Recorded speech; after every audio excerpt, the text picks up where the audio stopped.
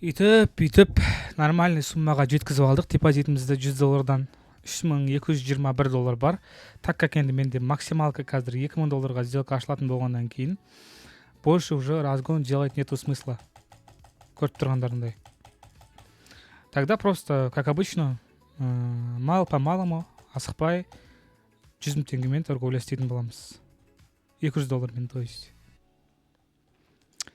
Так, давайте кірсек. Все еще в типе вот осы валютная парасында тұрмыз. Нафиг надо бұл бізге. 1 минутта тұр. Настройканың барлығы тура. Тексеріп алдым. Так. Төменге де бір сделка ашып бере салайын.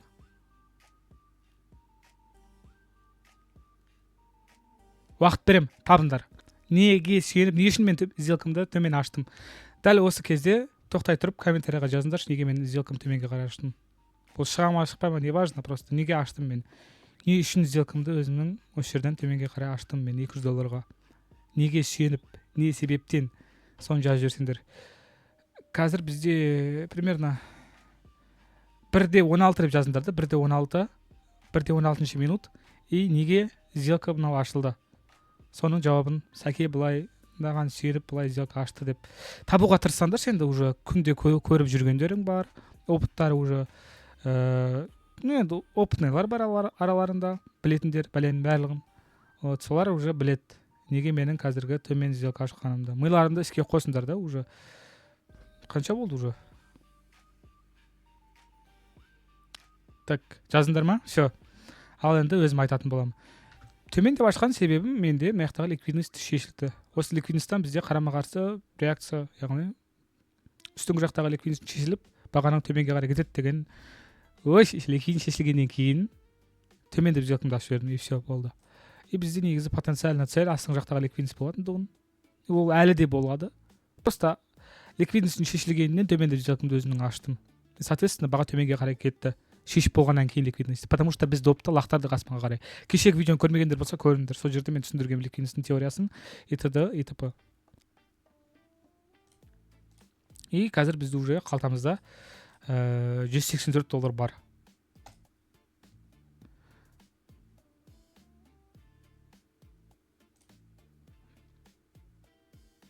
Тағы да тауып көріңдер.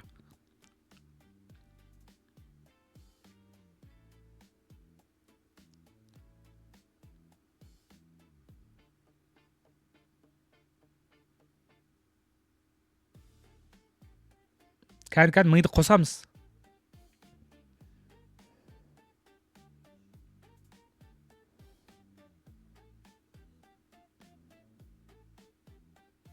Қарны ашқан адамға балық бермей қармақ бер дейді. Мен уже күнде мысалға түсіндіріп жатырмын, айтып жатырмын. Бірін тауып көрсеңдерші. 1-2 деп астына спискпен жазсаңдар вообще зор кетеді, короче. Басында бірінші минуттағы неде 1 дейсіңдер да. Біріншісінде ликвидностьтің бірдеңеде шешілуі, екіншісінде қандай?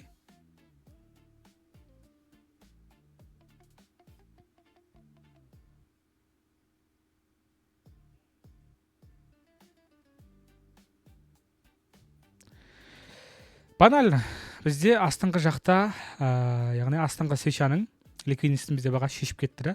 И астында бізде уже шешетін ештеңке жоқ ше. Банально ештеңке жоқ.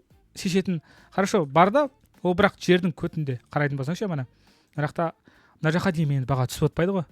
Шешу керек нәрсенің бәрін шешіп кеттік, короче, мына жақта. И в целом біз келесі цельді іздейтін болсаң, бүйтіп жоғары қарай көзіңнің қарашығын көтеретін болсаң, бізде мына жақтағы ликвидность, мынау ликвидность, осы равные хай, мына екеуі қазір. Мына равные хай, мысалға, осы екеуі ликвидность болып тұр. Да? Вот осы ликвидностьке қарай қазір баға ұмтылды. Мына жақтағы ликвидность шешкеннен кейін. Яғни астыңғы жақтағы ликвидностьтан бізде үстіңгі жақтағы ликвидностьқа дейін доставка болды. Соответственно, тағы да мен қазір мысалға $184 қалтама, короче, салып алдым да. На ровном месте ше. Сейчас. Бүйтейік. Сука.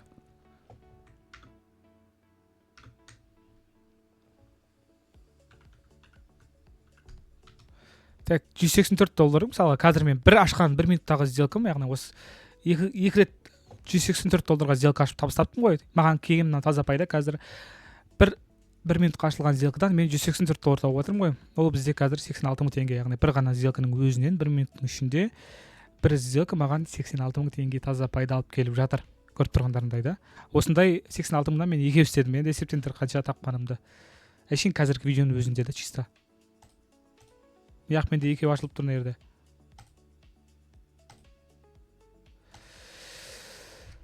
Так. Интернет сәл қатып жатыр. В общем, жақсы негізі бастарың істейді екен. Тапқандар молодец, молодцы. Айтып жүрген, түсіндіріп жүрген нәрселерімді, то есть оқып жатқандарың, зерттеп жатқандарың бекер емес екен. Тапқыр екенсіңдер. Вот. Мен сендерді мақтан тұтамын, егер тапқан болсаңдар да. И көздерің жеткен болса, миларың жеткен болса, таппасаңдар да примерно миларың ішінен графикте қарап, іштерінен тапқан болсаңдар да оның өзі бір көрсеткіш негізі бар ғой. И уже сендер табыс табуға, өздерің ақша салып жұмыс жасауға, трейдинг жасауға дайын екендеріңнің бірден бір көрсеткіштерінің бірі. Енді соны түсінгеннен кейін уже әрекетті бастау керексің. Потому что мен саған әдейі осы сұрақты қойдым. Сен дайынсың ба, дайын емес пе? Сен көзің, миың жете ма? Плюс-минус таба аласың ба? То есть мені қалай сделка ашқанымды таба аласың ба, таба алмайсың ба? Мен соны білгім келді. И комментарийға жазғандардың ішінен қайсыларың миларың жетіп тұр, соны да бір көргім келді да. Егер де сен тапқан болсаң, істеген жазбаған болсаң да, примерно мен көрген нәрсені сәл де болсын көрген болсаң, онда сен дайынсың. И қапы қалмай уже бастай бер. Уже саған нету смысла дальше без торговли ходить. Да. Бірақ менің видеомды көруді жалғастыра бер арада қарай, потому что менде пайдалы ақпарат так шығып отыратын болады, короче, ша.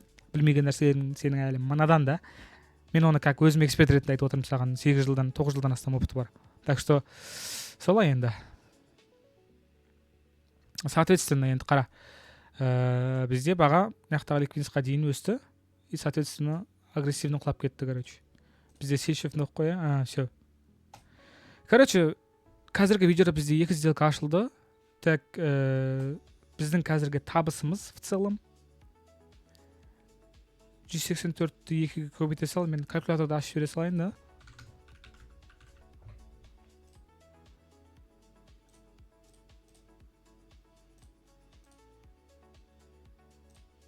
Зрение подводит, короче, сука.